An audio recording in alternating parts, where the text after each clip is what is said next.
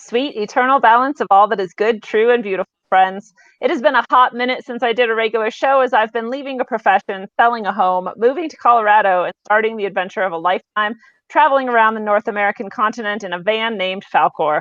It has been a beautiful journey, and so far I'm blessed to be joined in the journeying with a dear friend and a resplendently gorgeous soul entangled in this human body that I love to hug, Christie Jones. Christie Jones is a depth of wisdom waiting to be shared, a well of integrity that not many embody anymore, and a skillful practitioner of arts nearly lost to antiquity. She has been a healer most of her life and has daunting understandings of the human body in all of its forms, physical, mental, and spiritual, and I can't wait for her to tell us all more about it. Christie, welcome to Rogue. Wow, thank you, and I hope I'm worthy of those accolades. Oh, you are. I only speak truth. Well, thank you. That was impressive. You are impressive. You drew that out. So before we get started, let me remind you all that Rogue Ways is part of the Eyes Open network. Eyes Open provides a dynamic and multifaceted, echo-free space to think and reflect on the myriad convolutions of the modern world. We also have a network of goods and services, podcasts, and shows, all of which support minds that are awake and aware and hearts that are open and true. Come check it out at rogueways.org. Or you can go to the Eyes Open group or on Facebook or MeWe, and we would love to connect with you there. So in classic Rogue style, we're going to start with a pointless question of the episode. Christie, your pointless question is, what is your favorite simple sensory indulgence? Oh, gosh. Favorite There's so simple many. sensory indulgence. So many to choose from. Ay, ay, ay. I was just like, recently I found this linden trees blooming are some of the best smell in the world. Ooh. I did not know that. And so I was just like standing under this linden tree and inhaling, and I was like, God damn, I love to just inhale really good natural scents, that are naturally occurring. So then I started thinking about like these very simple, like sensory moments that we can like indulge in that are amazing. In true Christie fashion, I'm not sure that I can go as simple with that as you just did, but hear me out. Do it. I think one of my favorite sensory experiences is cold water immersion in nature. There is nothing quite like diving into a freezing cold body of water to make you come up, grasp and gasp for air and feel alive. It's invigorating. You're grateful for the breath that fills your lungs. You're grateful for this body that just like got you through this freezing cold water, and it feels just renewing, rejuvenating. I think that's one of my favorite sensory experiences. Oh, and I can vouch for you because I saw you get under a freezing cold waterfall. That's right. I forgot about that. That was awesome. Yep. I was jealous because I'm kind of like you too, and I like to get into really cold water or just any water. I just like to be in the water. Me too. But yeah, I like also that idea that, you're uncomfortable for that moment technically, but it's almost like you're proving to yourself that you can deal with a lack of comfort, and that it's not that bad. You're not going to die. Absolutely. Oh my gosh. And that is such a great segue into what I kind of wanted to talk about a little bit today. I don't know if you had a direction that you wanted to go in. We can go any direction. You take it away if it makes you think of something. Okay. Well, I think what you had asked me to do a show with you a year ago, I think. Roughly. Years ago. And I mean, that's what it felt like. I feel like I've known you for that long. Totally. But I met you very recently after I met Ben. And I met you and Ben at a time in my life when everything was falling apart. And I realized I didn't know who I was anymore. So we're talking about Benjamin Balderson, who you can see on other episodes of Rogue, and a lot of people who watch the show will be familiar with that. But if people want to check him out, he's on Odin's Alchemy, right? That's right. Absolutely. Okay. Odin's Alchemy. You can find him on YouTube at Benjamin Balderson. So, and at the time, I didn't realize, because I had just met Ben, so I just assumed you guys had been together forever. Right. And we've not been together that long. And so it's about a year and a half, I guess. And in that year, I have, by his force, by my force, by the universe's, gifting, I have gone through such crazy, tremendous, destructive, and rebuilding growth. Yes. And that process of finding me and unbecoming all of the roles that I had put myself in has been such a gift of unburdening and such a gift of presence and being able to live. And forgive me if I get sappy and emotional. That's just kind of the roller coaster that is how me. we do. Exactly. But I want to express my gratitude to you. Aww. Because I have had so many growths along the way that have coincided with things that you have brought about in my life and in his.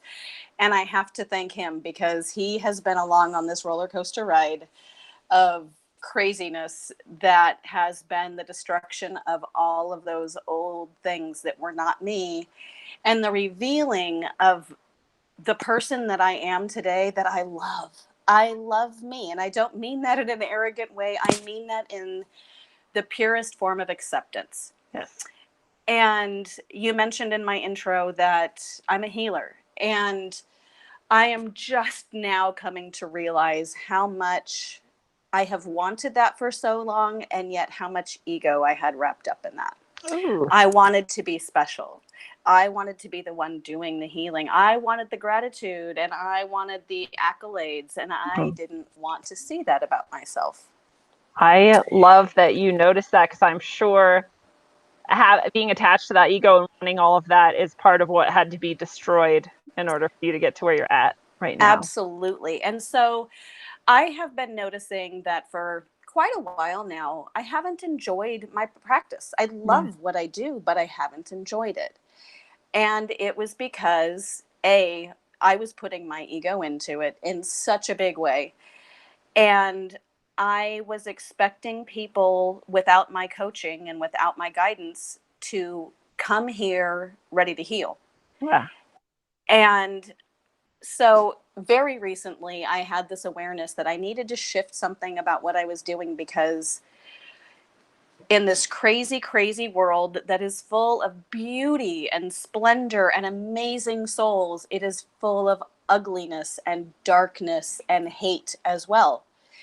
And you and I are both in the conspiracy world. We're aware of things that are downright terrifying, horrifying, appalling, disgusting, and awful. And it was getting to me. And I was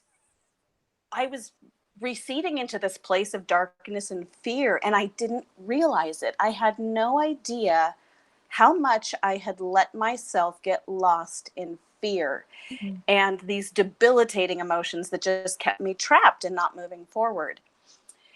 And what finally inspired me to take you up on the offer to talk was that I feel like I'm finally figuring out for me how to work through that. And I hope that together we can all be a bunch of freaking badasses that help encourage people to find their true selves, to burn away all that shit that's not them, so that we can all join forces in our own special, unique ways and really, really make this a freaking beautiful place and eliminate some of those obstacles that keep us in a place where we can't move forward.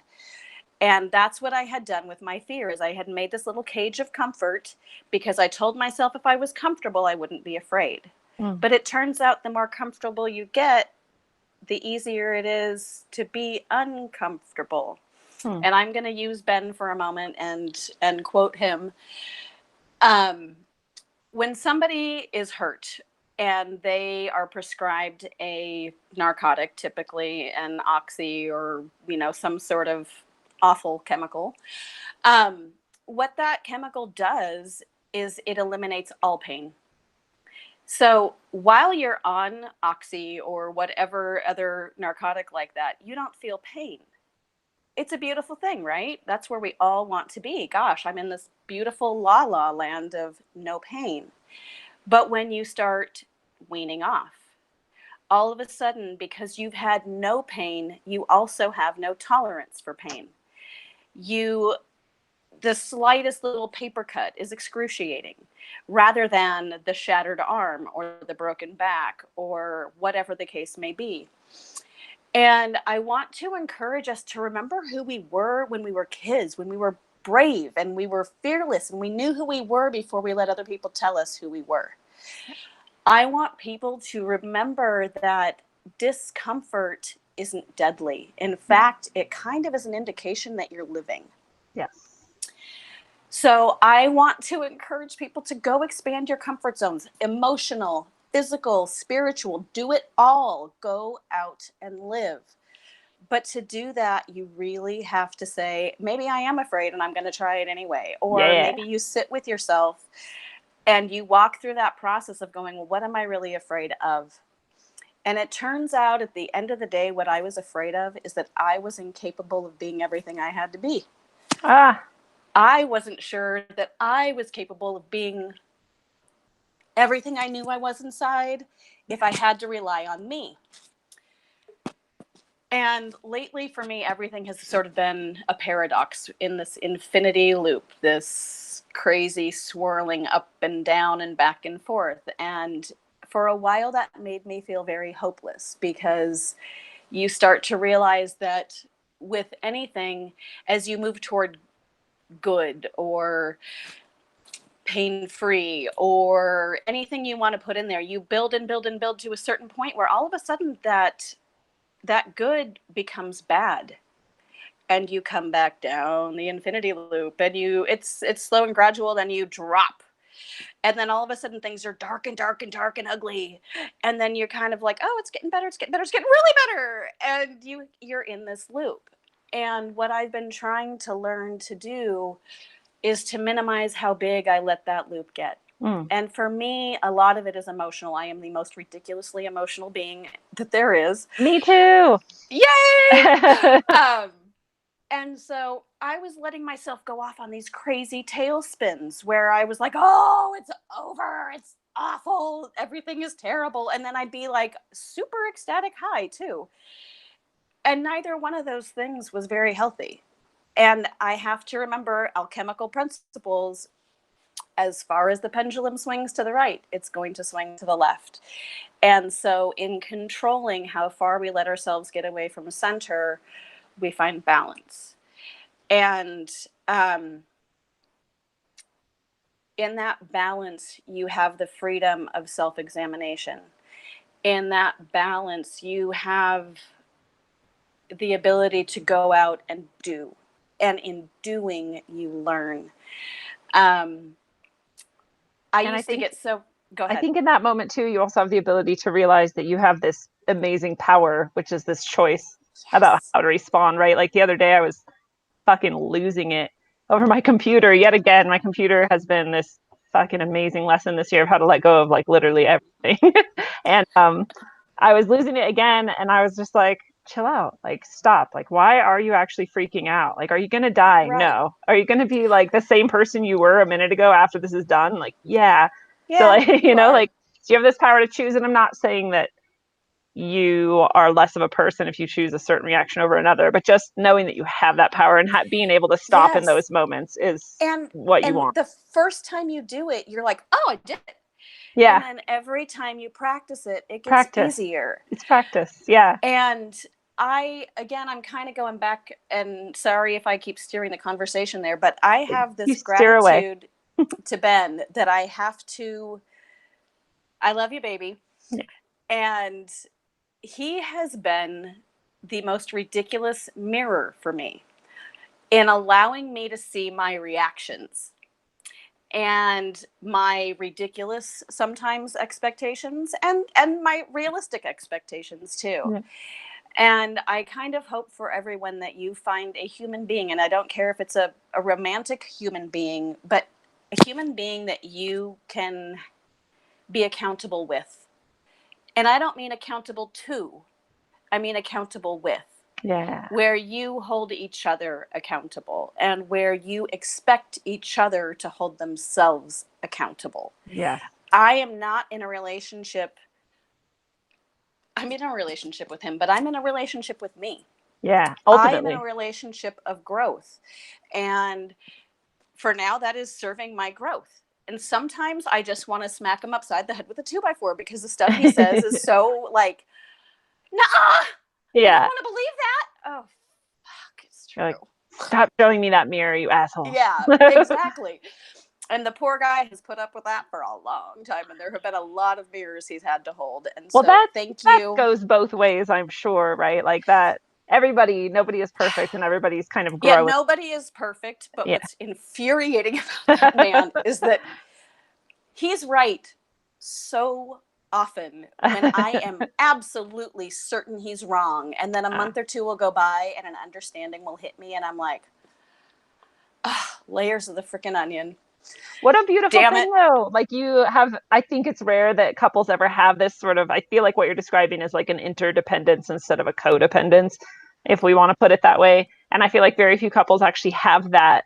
I feel like very few people are trying to grow, honestly. And so I feel like very few couples have people who are, both of them are aware of how to grow and trying to grow and wanting to do sort of better. And so I think it's cool that you can have a month to kind of go through it and reflect back, find, you know what I mean? That realization instead of being forced to sort of deal with it in the moment, or if you're not ready quite, or, that's a beautiful thing. Well, and I think I want to give a huge shout out to the Eyes Open community too, because you guys are some beautiful badasses that make me think, that make me reconsider, that make me question myself, and sometimes make me change my mind, and other times give me the confidence that I am absolutely right in what I think. Yeah.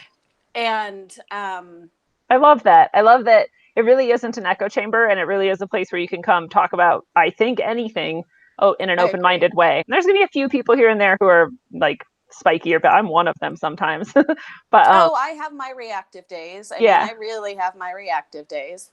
But in general, it's a pretty safe, open-minded place. I agree. I think it's always safe. I don't think I've ever experienced a conversation there that wasn't safe. So I'm going to, again, tangent over to where I kind of started, in that, here I was burnt out of my practice and I needed to do something different. This is like a year and a half ago or more recently? No, this was like this week. Oh, wow. Yeah. Cool. I decided I didn't want to have to show up here feeling dread every day. Ooh, yeah. I didn't want to be dreadful with my time. I know the feeling. And I didn't want that to be the energy imprint that I left in this building and on the people that I touched. Absolutely. Let's be honest, I'm touching their energy field.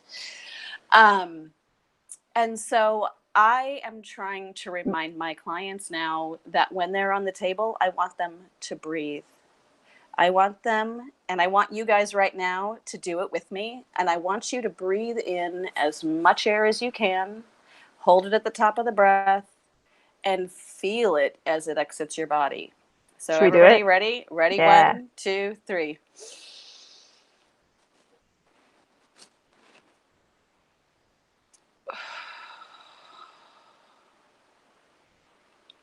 That felt good. It does. And with each successive breath, I encourage people to follow the messengers in your body. Find those spots that are like, gosh, that's kind of tight right there. Or, wow, there was pain there. I didn't know I had a pain there. Sit with it. Breathe into it like it's a balloon. And that's going to sound really counterintuitive at first, but as you sit there and you practice, you can absolutely breathe breath into any part of your body that you need to bring attention to. And what you find in those moments is that you get in touch with the pain. One, you find out it's usually not as bad as you thought that it was. You were holding on to that pain. But often there's a message in it. Sometimes it's you're doing something stupid with your body. Stop it. Yeah. But more often than not, it's you're holding on to an emotion that you need to work through. I was just going to say, sometimes if you do this, you're going to start crying. Oh, yeah. And they can be tears of joy and they can be tears of sorrow. And sometimes they're both. And that infinity loop swings. So sit in your body. Feel it. Get used to it. If it tells you to move, move. If there's a spot that a lot of us have between the shoulder blades, and I was paying attention to that this morning as I went outside. And again, if I could tell you guys to do anything that would change your lives for the positive, go outside, touch the ground, get in the water, breathe the air. When you're driving to work, roll down the window and act like a kid and let your arm fly out the window. Enjoy life a little. Yeah. It's fucking amazing. It's really, really amazing. And we make it a chore with our dread and our fear. fear, especially of people looking at us and being like, what are they doing? Like, I took my shoes off today and I was in the grass and I realized a few people would like look at me and be like, why are her shoes off? But I was also like, Right. well, why the fuck are yours on? Like, Right. What's wrong don't with put your you? feet in the ground. Yeah. Well, I have to laugh. This is a little just caveat of growth that I have learned to appreciate about myself. When I moved up to the farm a year and a half ago, or closer to 2 now, I guess, I had no idea how snooty and controlling and ridiculous I was about things. And I had this idea that the goal of life was to be perfect. Yeah. Everybody laugh right now. Everybody really take a moment and laugh because Well, it's because funny. we all have something like that though, where we're like, well, this is Right. the goal I'm heading towards, and that's when I've reached. That's when I've been successful, and it's when I've reached perfection is when I get there. And it's Right. like it's not actually helpful.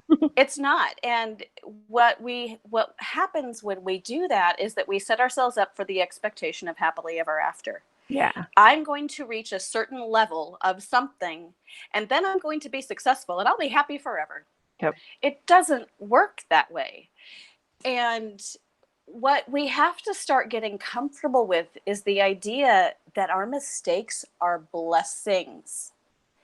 We look at that, like, for me, I can't say everybody else, but for me, I was such a control freak, and I was so concerned about being perfect and making sure I never did anything wrong and I never hurt anyone, and I was just, going through life with the best of intentions. I wasn't learning. I wasn't growing, and I was so susceptible to what everybody thought of me. Yeah. It was crippling, and I didn't even realize I was doing it. I think you also in those habits get this disconnection from now, right? Because you're never really like Yes. experiencing now because you're always focused on that future you're trying to create. Absolutely. And worrying. So you're either fretting about the future, which you can't control, you don't even know Right. if it's going to come, Right. or you're guilting about the past, which you can't control and has already happened. And so take the lesson and don't make that mistake again. Go make a Right. new one. Go Yeah. make new mistakes. Don't make the boring old ones that you've been making forever. Go make new mistakes, because I promise you will. And you know what? There's comfort in that, because the rest of us are making mistakes too. Yeah.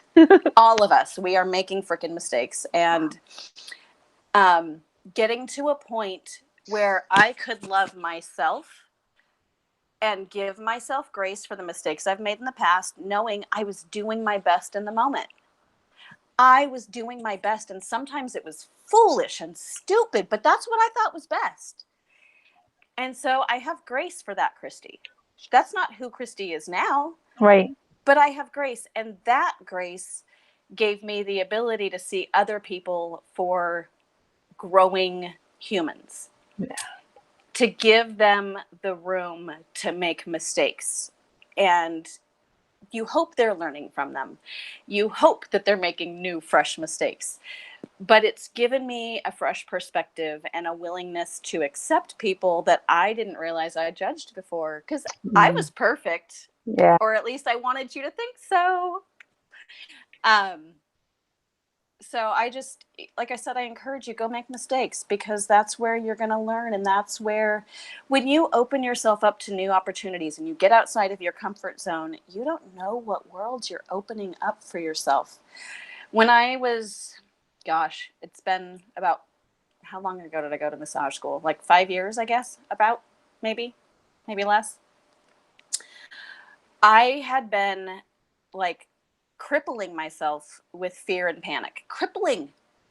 And I didn't tell anybody that's where I was, because I wasn't aware that's where I was. But I had a corporate job and I hated it. And like, when I had to make phone calls to tell people bad news, like, this is the most ridiculous thing, but it would take me 15 minutes of talking myself into it, instead of just calling up and saying, hey, this is the way it is, and not owning it, and not taking it into me and making it my fault and my responsibility. I was taking on the weight of the world that's not mine. Yeah. I can't own other people. I can't own other entities. I own me. And so I came to this moment where I realized that I was letting my soul slowly get sucked out of my body by doing things I didn't agree with, by accepting rules from a company and a society that made no sense to me, that excluded humanity from the reasoning behind what they did. It was about money, not humanity. Yeah. And all under the guise of helping people. Yeah. And when I came to that realization that I couldn't do it anymore, I literally went to my ex-husband and was like, I'm quitting my job and I'm going to school. And he was like, oh yeah, sure. Okay, go ahead. And he didn't realize, no, I'm You're quitting serious? my job and I'm going back to school and I'm doing this. It's so weird to me when people don't believe it when you tell them something, but whatever. I'm glad you did it. I did. And it was that first leap of faith that I took that gave me more faith in myself. And more faith in myself. And I really weighed a lot what it was that I wanted to do. I was taking all the like Myers-Briggs and all the personality tests and all of the like, okay, well, I'm this box. So what are people in this box good at? And I happened to stumble on massage therapy. And I remember thinking when I was a kid, that'd be cool. You get to like see a bunch of hot guys. Yeah. Yeah. Wrong reason to become a massage therapist. Not all the hot guys are going to come to you. No, in fact, that's not usually the way that it works. No. But nonetheless, a couple decades later and hopefully some maturity under my belt, I realized that when I looked back at all the careers I'd picked, and I'd had many, every one of them had a common thread, which was I wanted to help people. Yeah.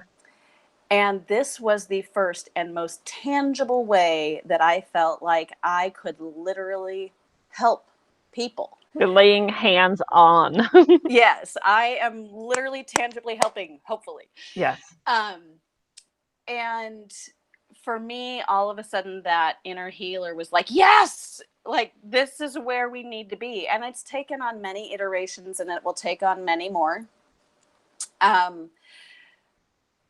But I think in our community and those that are not in our community that are maybe watching that I don't know because they're not in Eyes Open, I really, really challenge you to get out of your comfort zone.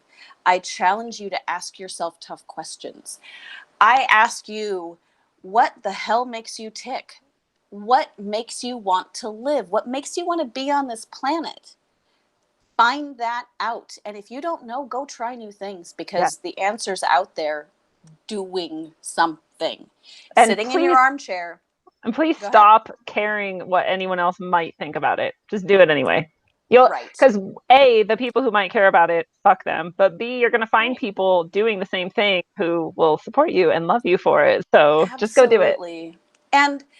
And I think what I've come to realize too is that while I wanted to be this ego in the healing, that was me searching for the deeper purpose in the healing. And I think I've really finally stumbled onto it. And that is that I want to be a beacon. I want to be living my life in such a way that I enable others to also find themselves. Don't live like me, live like you. Yeah. But be you, be authentically you, be real. Don't care what people think. Don't care what the world's going to think or do. Just be right now. And that is such a tough place to get to, where you realize, I have realized cognitively for a very, very long time that wasting time in the future or the past is completely antithetical to living. But it's only recently that I have really grasped being able to be here right now and take in this information that this brain is exposed to. Like there's a tree blowing outside and there's a crystal hanging from my window that's casting rainbows all around the room. There's cars going by. There's a bird in the tree. What's going on inside the building. Like there's so many things going on that if I'm here right now, I can pay attention to. I can have a deep and meaningful connection with you because I'm paying attention and not just like, yeah, I got to get groceries on the way home. And what about this? And what about that? If I'm authentically in the moment, then I can handle anything as it comes, because I'm not coming from a place of fear or greed or envy or insecurity. I'm just here.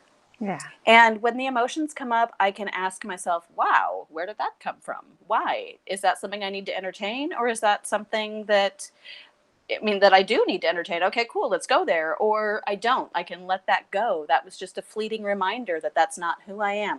Yeah. And the more you do that, the easier it gets. The more you do it, the easier it gets. You gotta do the work. It's all practice. It's all a practice. It's all practice, because you can think these things, but until you live it, it doesn't mean anything. And I will leave everybody's belief systems to themselves. You believe whatever you want to believe about death, life, afterlife, soul, eternity, whatever. But right now is all you have. Right now is all you have. So be big in this moment.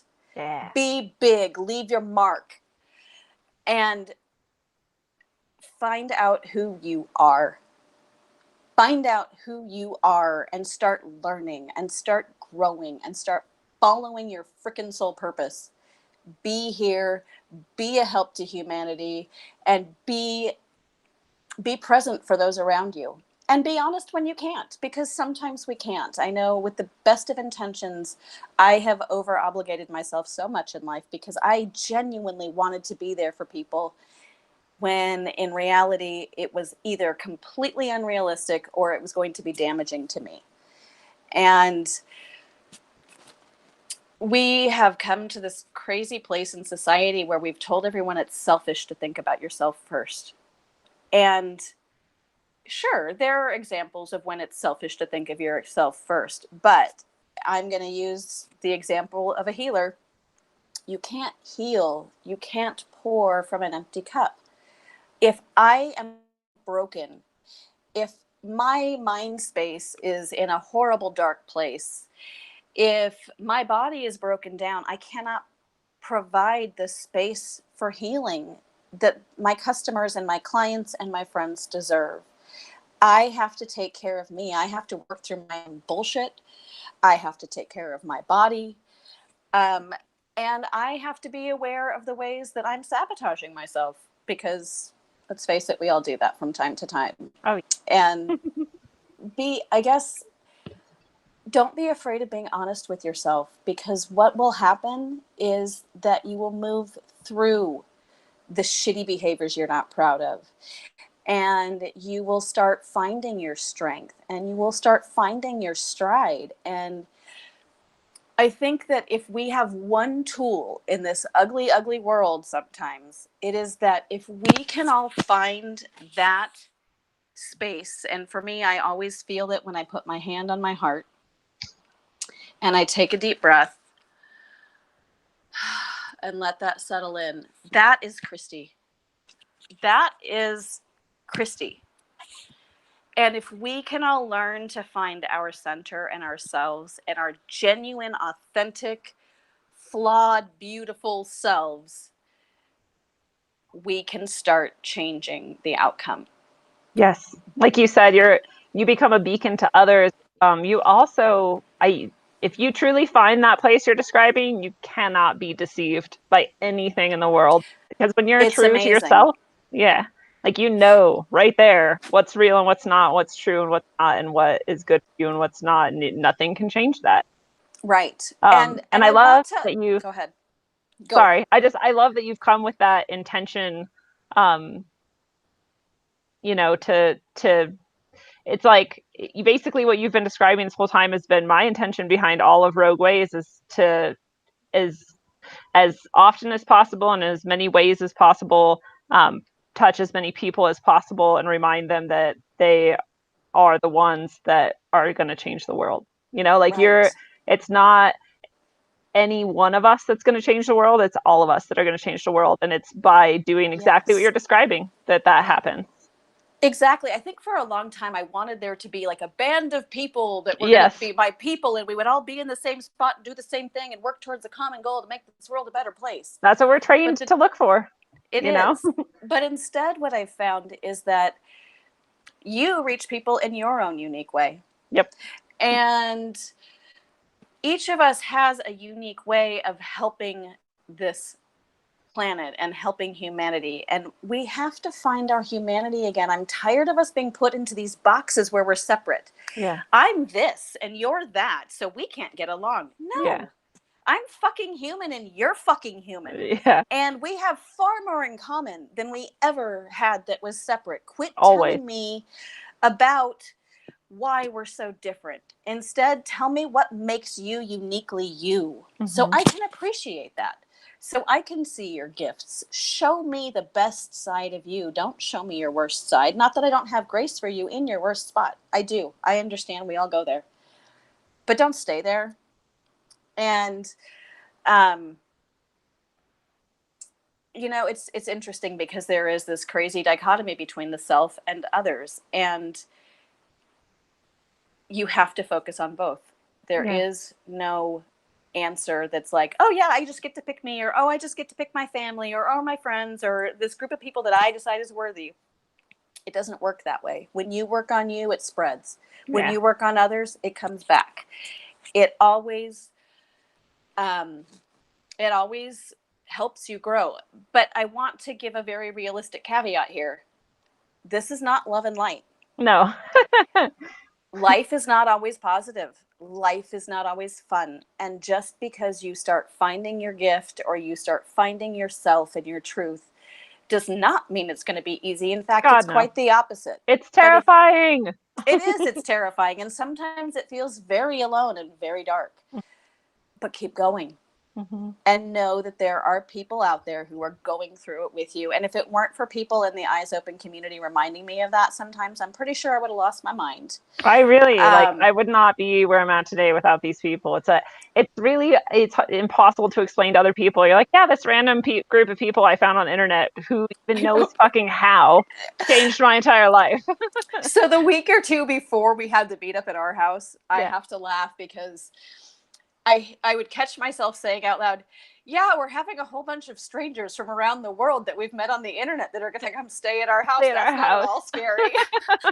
I know. People are like, you're going to get killed. I'm like, dude, you know these people. It's possible. There could be a wacko in there. I don't know. But like, there really could. And for me, I guess we had a little bit of security in that we had already met Steve. Yeah. So that was a good thing. Like, we knew somebody. But that was a really interesting leap of faith. And it's funny when you say it out loud to strangers, they're like, oh, I'm not sure that's such a good idea. Trust me, I am. Yeah. I'm really sure that this is a good idea. And it was beautiful. Right. But like, you couldn't take it as like a recipe and be like, all right, go out, start a group, invite people into it, like start talking to them. Right. And then eventually have a meetup, you know, like you couldn't just like copy those. Like this just happened. This happened to us. It did.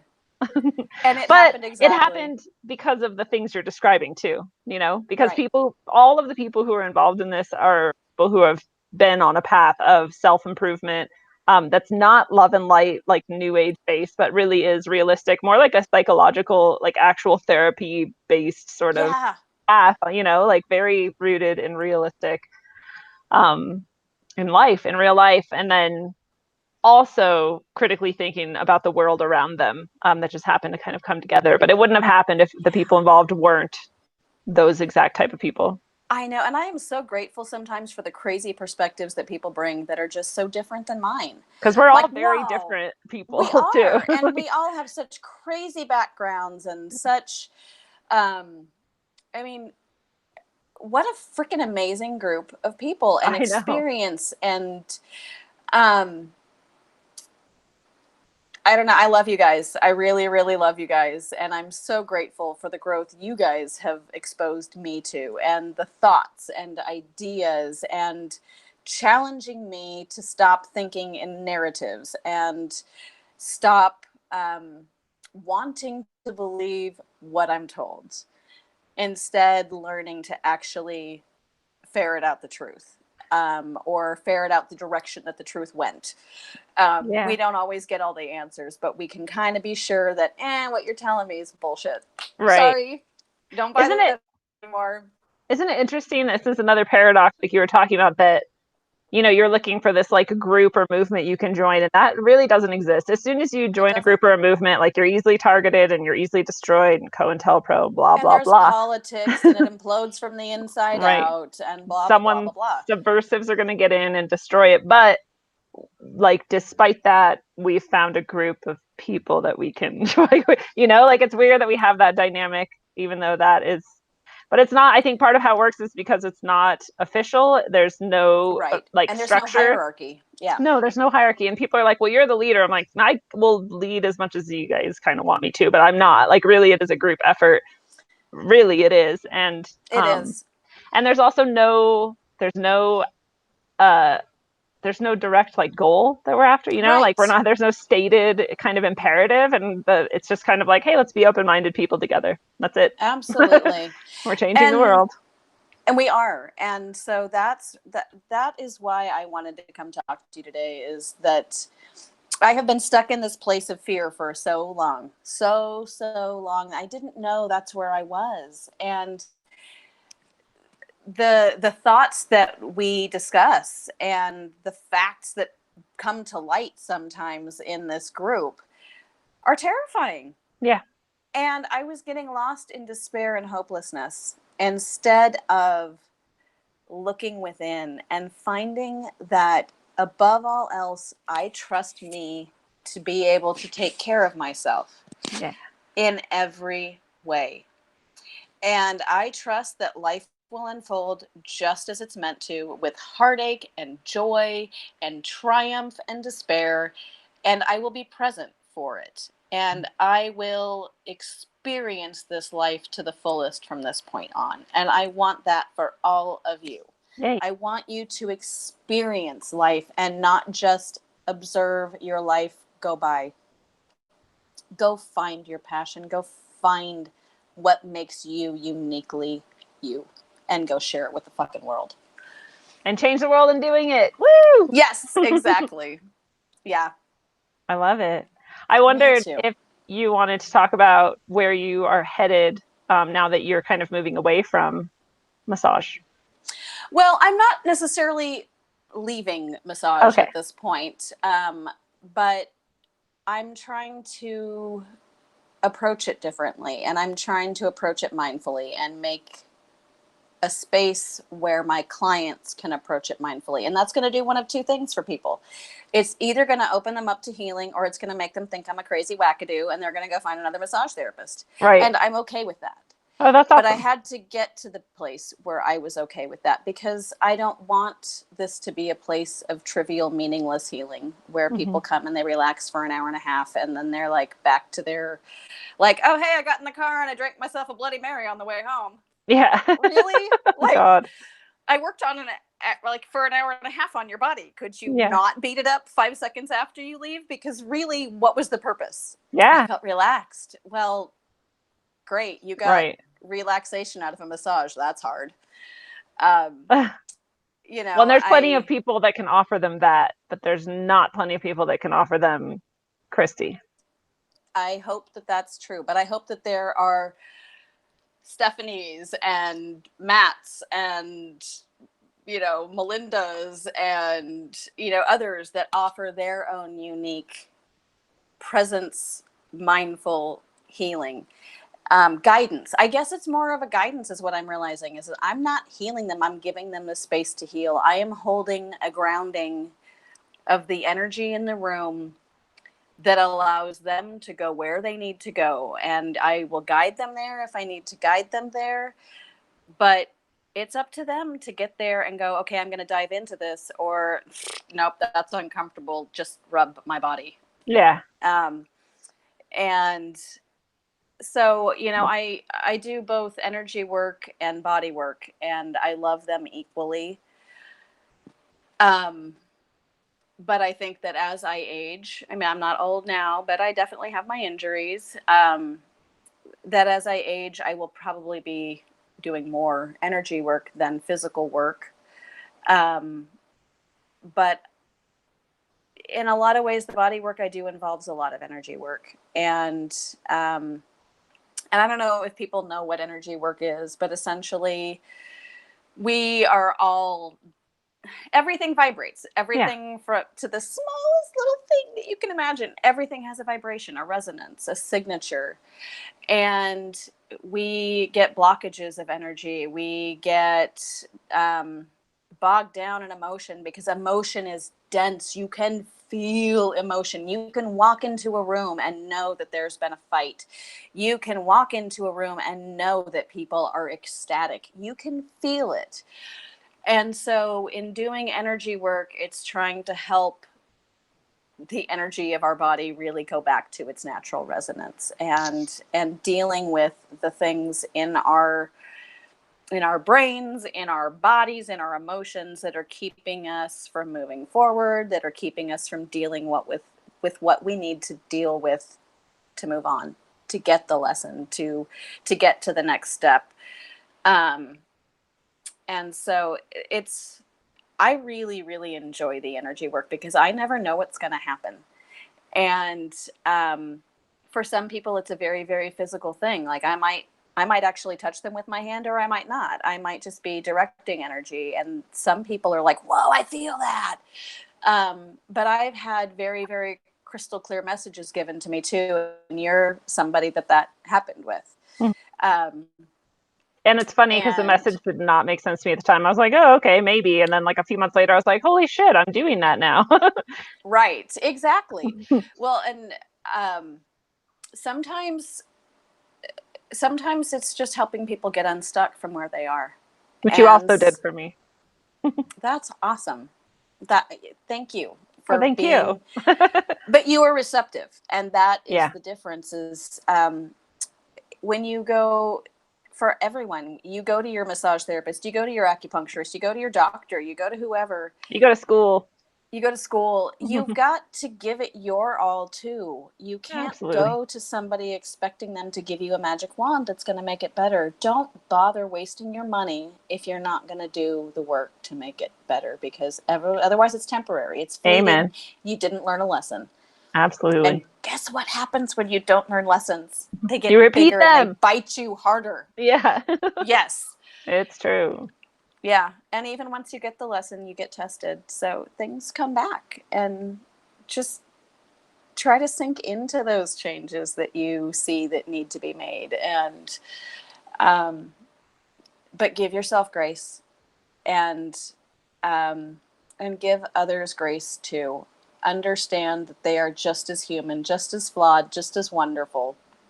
And you don't know with encouragement what some people are capable of. Absolutely. At the same time, understand when you're wasting your time. Yeah. Don't beat a dead horse. Learn when, like I said, some of my clients are like, oh, she's a crazy wackadoo. That's fine. You can think that. And you should go find someone that is much more normal than me. Yeah. Normal. Because, it's normal. I don't know what that is. But I don't want to be it. No, me either. Really don't. I was laughing the other day. So when I moved up to the farm, I was this snobby, prissy, didn't know I was.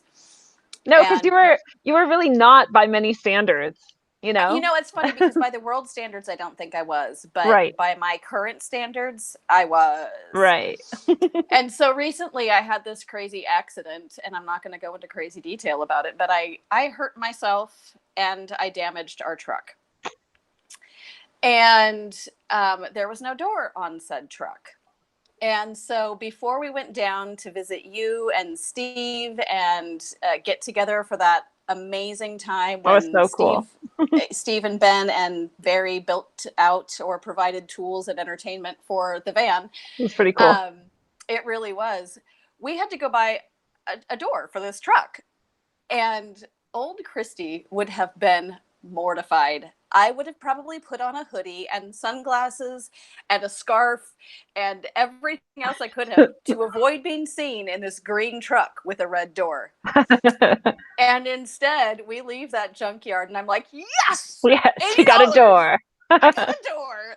And I don't care that it's red. I kind of challenge people to look at me and mock me because I don't care. Yeah. And that was such a great feeling, to be in a place where a red door on a green truck didn't affect me, didn't affect my sense of self-worth, didn't affect shame or fear or self-judgment.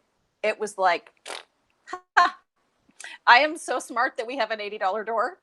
Yes. Instead of, it's different. I mean, you're free now, right? Like, I was reading this thing that I wrote a long time ago about, it was kind of similar to what you're describing, where I like held space for somebody while they healed themselves, really.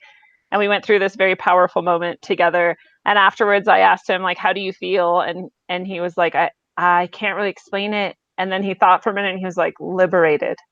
And I'm like, yes, that is it, right? When you go through these things and you come out the other side, like, you can do things like that now and you're free. You're yes, more free. You're I liberated. am. And it's so much, life has so much more depth and color and taste and feel when you're living for yourself and your own motives, Yeah. when you're not living to impress others, because it's such an empty, hollow feeling that, gosh, well, what are they going to say? And what are they going to think? And is this going to be good enough? And is this going to hurt my reputation? Or it was, that was always in my head on a loop. Always, Because you always, don't even always. know all the ways it's in there until you start like unpacking it and taking it Right. out. And then Yeah. you think you've gotten there and you're like, oh, damn, where did Shit. that come from? Yeah. Yeah. And so don't get me wrong, I'm still going to find plenty more places where I'm Me like, oh, too. shit, I care. But I'm Right. finding that I'm getting sucked into people's petty BS less. Yes. And I'm not wasting my time on things that aren't evolving me as a human being or a spirit. I am I'm not joyful all the time, but I'm No. here right now. And the moments that get out of hand are fewer and far between, and they're not as big and they're not as scary. And I'm able to go, oh, I'm doing it, and stop. Yes. And so it's that practice. And I know that this is probably more applicable, I hate to say it, to women. I don't think men necessarily always go through this thought process that we do. Yeah. But I encourage you to do that inner work. And I encourage you to throw yourself into something that makes you feel fulfilled. Um, do something good for the world. That's that. And yourself. And Yes, like the two aren't separate, right? And like right. one They're leads not. to the other every time if you're doing it right. Right. Like you were saying Yeah, earlier, like you're doing it for yourself, but you're also doing it for others. And I'm thinking like, you're doing it for yourself, but you're always still connecting with others, or however you need to think yes. about that. But you're just like, you're not isolated in this, and we're all in a system, and the system is interconnected. You know what I found that really surprised me is that one of my fears is loneliness. Yeah. And I'm working through that. And I think I've finally kind of gotten past that point where I finally feel like I'm enough to fill that space. That's And the rad. world around me is enough to fill that space. I don't need a person to do that. Um, That's huge. but that is Like huge. But people never get there. I'll backslide. It's a cycle. Yeah, true. Everything's a cycle. It's true.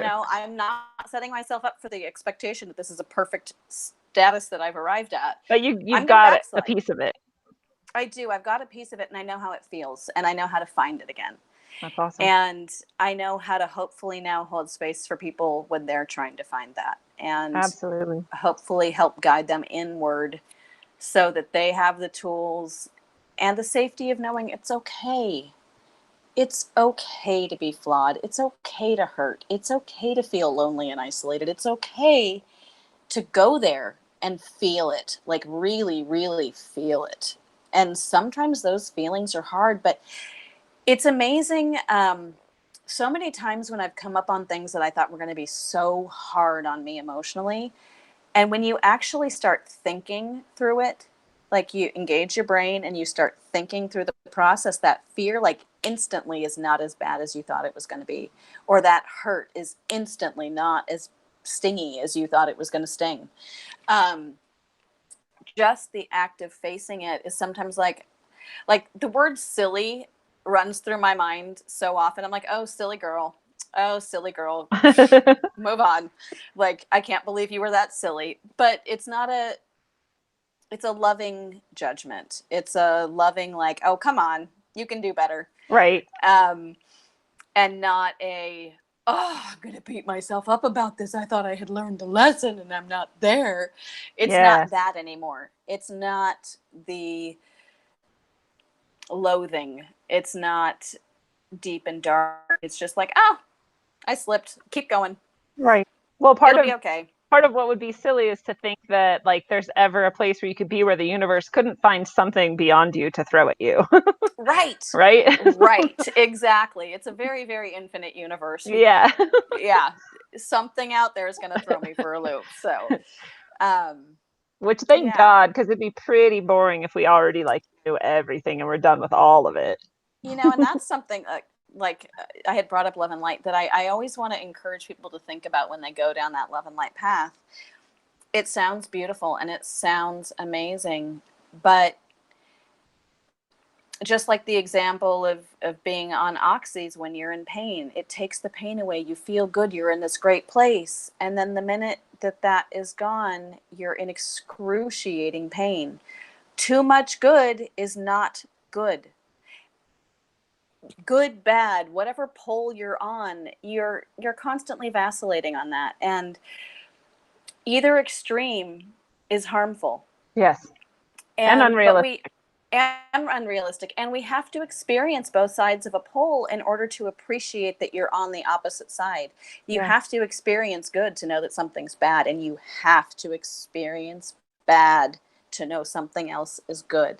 So don't rob yourself of the opportunity of going to the bad places. Mm-hmm. Don't rob yourself of the opportunity of jumping in and making mistakes. You're not going to die from well, I shouldn't say that. You could die from a mistake, but you know, like drunk driving. Don't drink and drive, okay? Yeah. But public service announcement in the middle of that. Yeah. It's true though, and you know, if you're too love and light all the time, also like you will ignore the bad that is the like warning beacon telling you to run away. Sometimes you need to run away from a situation. It's not all good. But it's weird to me because like when we're talking about a lot of the things that we tend to talk about in Eyes Open, or you know, like you and me in our various circles, people who I guess they're just still stuck in a place where they need to label things, because so many people will look at me and what I'm doing and that they'll like, I've had people say to me like, oh, well, you're very new age and you're very love and light. And I'm like, I'm so not that it's weird to me that you would think that. But I guess when all you're given in life is like religious, not religious, atheist, or new age, then that is what you have to think of me, because I don't fit in the other two categories. So, but I mean, yeah. I know, it's funny because it just happened to you too, where you were just recently called a hippie, but somebody called me a hippie the other day, and I'm like, oh, I am not a hippie. You can put that label on me, but whoa, either you don't know what a hippie is or you don't know me. Right. I'm like, it depends which parts of hippie you mean. Like, I try to eat organic food, so I think that's what people mean. Exactly. But like, yeah, it's funny. Yeah. Shout out to Connor. Hey, Connor. For calling you an almond milk drinking hippie. I kind of hated that I left Santa Cruz without getting any like interaction on video with Connor and oh my God, now I feel bad. Jacob. Thank you, Jacob.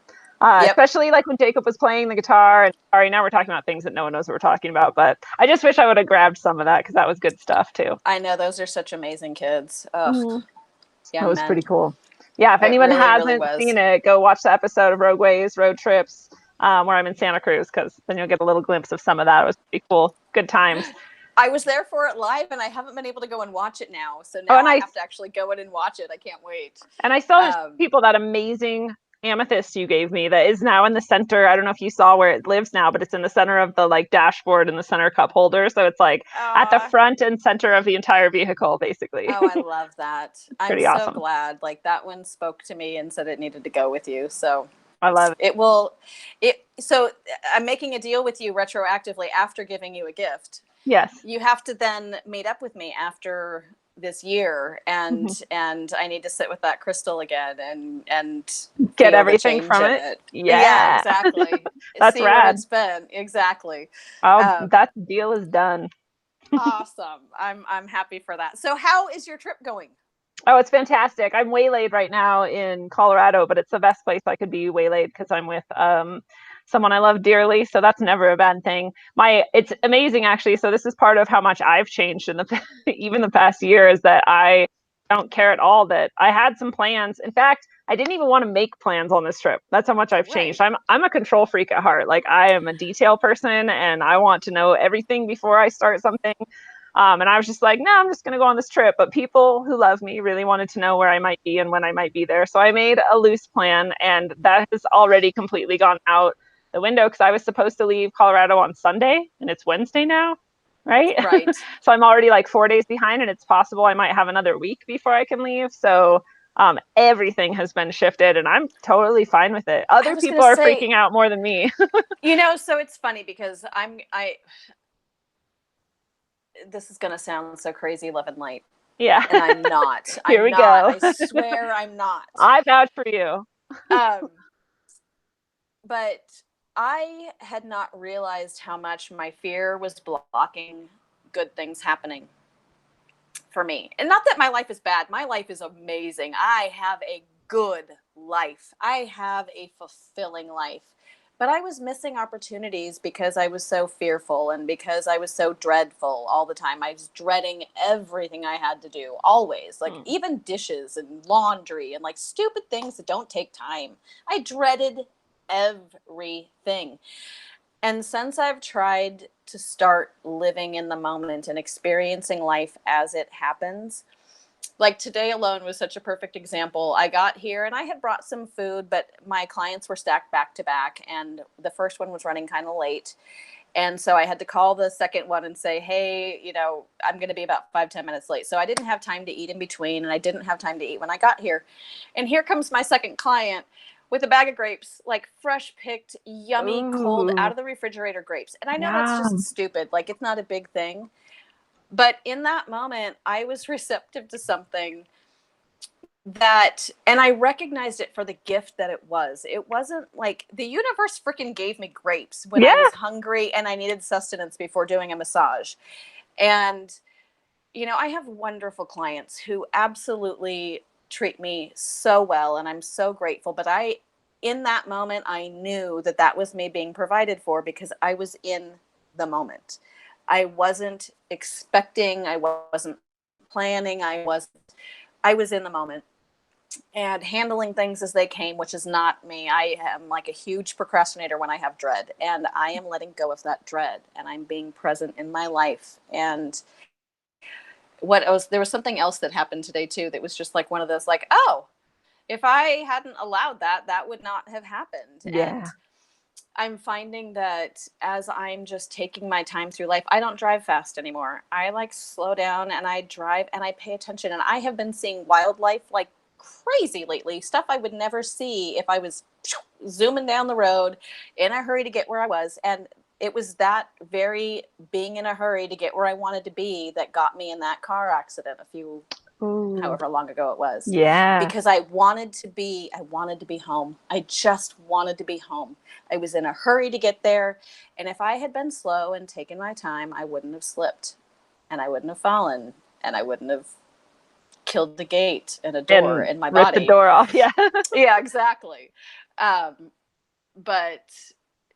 But I did, and I learned, and I listened. And it was funny because I kept thinking the lesson in that was slow down. And that was one of the lessons. And a very good friend of mine, Richard, who's probably not listening, but I'll tell him to listen now. Yes. I was sending him, he had referred a client to me, and I couldn't take her because I had already had a shoulder injury and I had had that accident, and I wasn't sure how it was going to affect me. And so I was kind of blocking my books off to give myself time to heal. And so I had to tell this referral no. And he kind of reaches out and says, well, what's going on? And I tell him the whole crazy story, and I showed him pictures, and he goes, you know what the universe is trying to tell you? I said, no. To surrender and trust that you will be okay. Amen. And I honestly, though, this is human nature, I wanted to tell him to fuck off in that moment. Like, that's not what he was telling me. I am a control freak, and I'm going to control everything, darn it. If you mean surrender sounds like loss of control.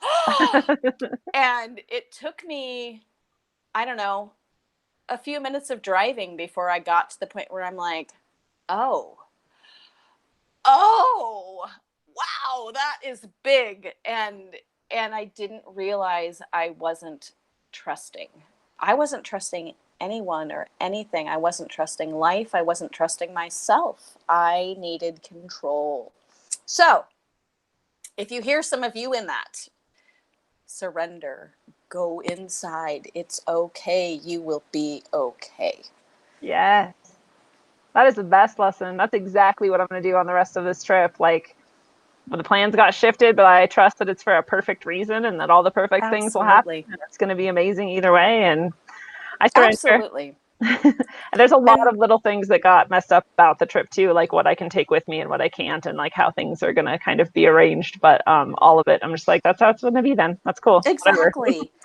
You know, traveling with Ben when we first started dating was such a trip because the control freak in me, like I always had plans for travel. And you get everything packed up the night before and you go to bed early and you wake up and you grab your coffee and you hit the road early and you know where you're going and when you're going to get there and you've talked to everybody involved and they know when you're going and when you're going to get there. And the very first time we went on a trip, I'm like packed the night before, ready to go. And I'm like, have you gotten ready? He's like, no. What? Come on, you got to get ready. And the next morning, I'm like tapping my feet, like chomping at the bit, and I'm having an anxiety attack over stupidity. Yeah. Like, he got up, he got ready, we packed, we left, we got there when we were supposed to, or not. I don't even remember. Yeah. We had a great time. We were alive and present in the moment. Yeah. But, you know, so many stupid lessons I've learned from him by just like having to surrender to like, I can't control him. There's no controlling There's no controlling Ben. If you know him, there is no controlling him. He will tell you how it is, and that's that. And in that surrender, I have learned so many lessons. And so sometimes when things aren't comfortable, you got to surrender. That's when you get the best gifts. Yes. Oh, it's crazy. It's crazy. Life is good. It's not love and light, but it's good. Yeah. It's funny because all those lessons that are all those sort of themes that the love and light people like want to share are true. They just miss the half usually where you have like responsibility to take or a hardship to go through or a darkness to face or uncomfortability to put yourself into in order to get right or whatever it might be, you know. Yeah. The other half of the coin. And there's always the other side.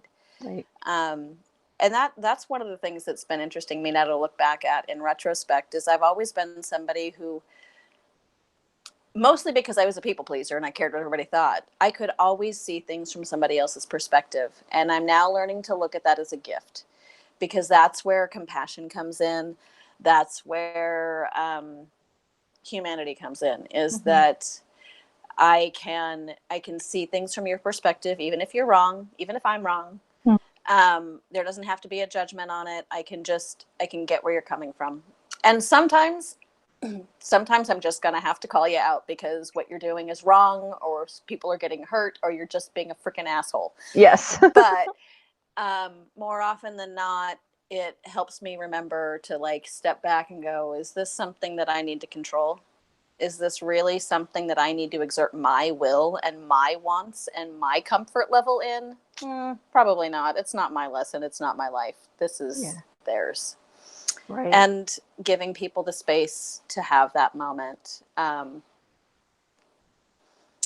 You know, one of the things that I witnessed in myself earlier this year is there was a girl that worked here in the front office, and that ego-based healer that I was, she would be going through life problems, and I would sit here and tell her exactly what she should do.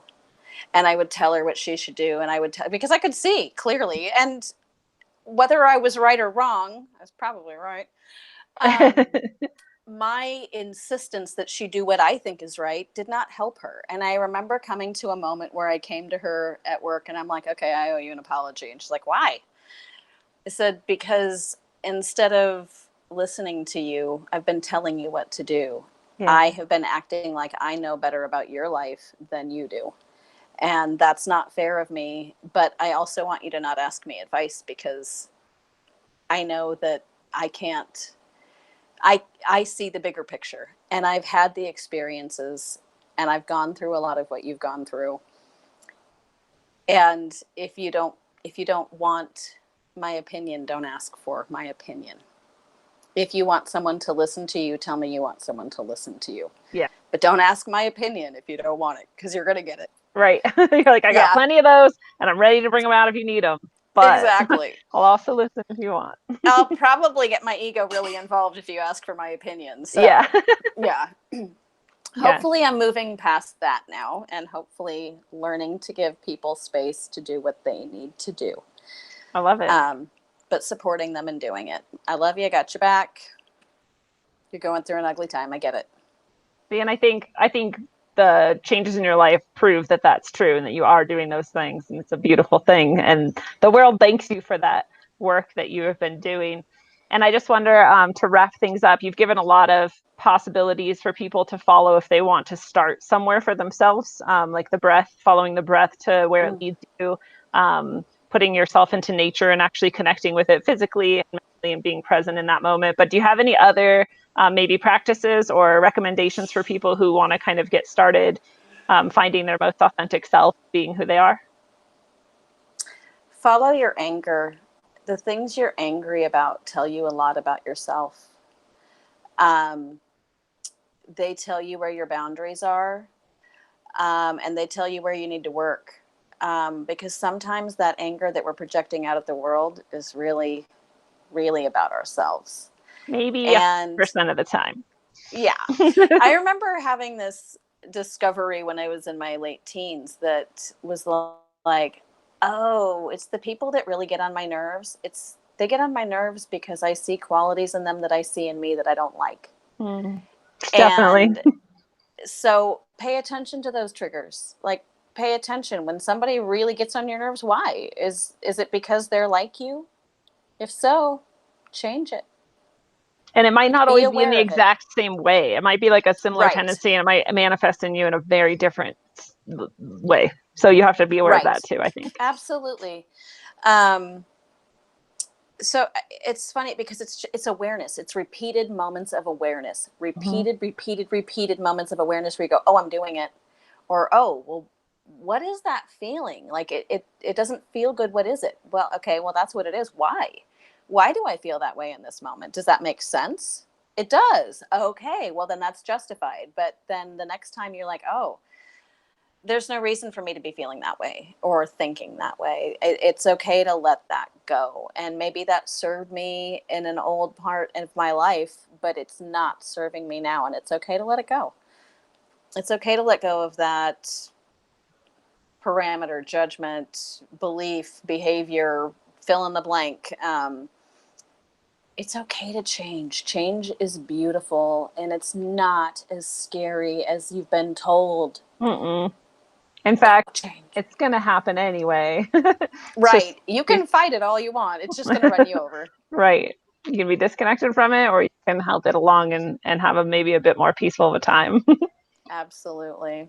Gosh, well, I am so grateful, Lindsay. Thank you so much for giving me something to think about, and something like, what did I want to share? What could I contribute? And hopefully I haven't just rambled on talking about the same thing over and over and over again. And if I'm so sorry, everyone. No, we've had thematic things that have come up over and over again, which I love to see. If you go back and listen, you'll see them too. And it's like, you didn't probably plan it that way, but it's been, people need to hear things again and again. And you definitely didn't repeat yourself, but still gave people that opportunity to connect with the same sort of idea multiple times. So that's a beautiful thing. So if I could say anything to everybody right now listening, you're a badass. Go find you. Go find your uniqueness. Go learn about you. And like you would somebody that you just met that you find super intriguing, go do that with yourself. Figure out what it is about you that you really like. And that softens the blow for the parts of you that need work.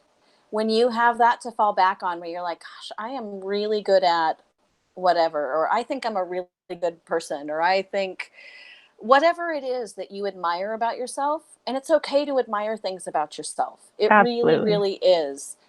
Start there, and then work out and expand that comfort zone, and look at look at bigger and bigger pieces of who you are until the parts that remain are just the parts that were meant to be there. Let go of the things that drag you down. Let go of the things that weigh you down, that make you feel cumbersome and like you can't go on.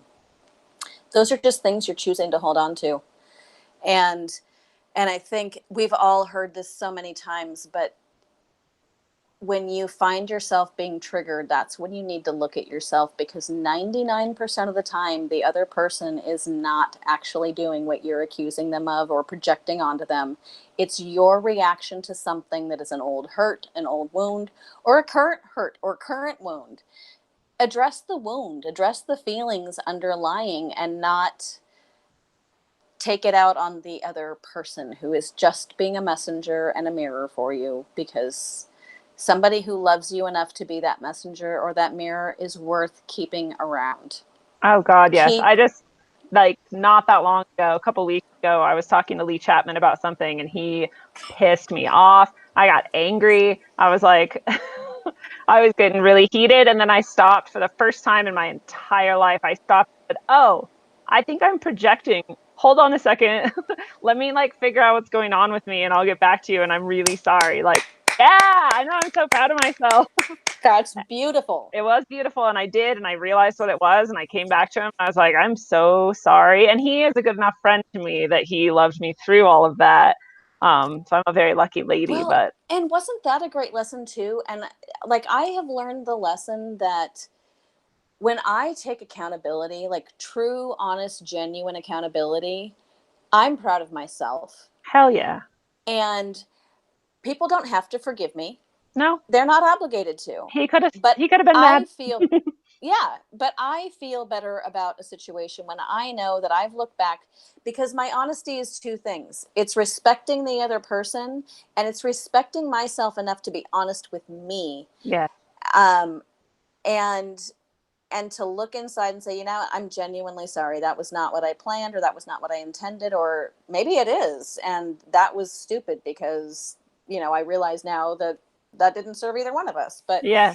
Well, and now I can go find the thing and heal it and be hopefully done with that. yeah, exactly. So take your accountability too. There's lessons in that. You know, again, you're not perfect. You don't have to be. You have to make mistakes. Go freaking make some.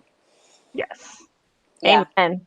Well, thank you for your final words of wisdom, Christie. That was beautiful. And fellow travelers of the path, it is a beautiful thing. This has been your analog, electric, concentric dose of wisdom, according to Christie. Christie, thank you so much for being here today. Thank you.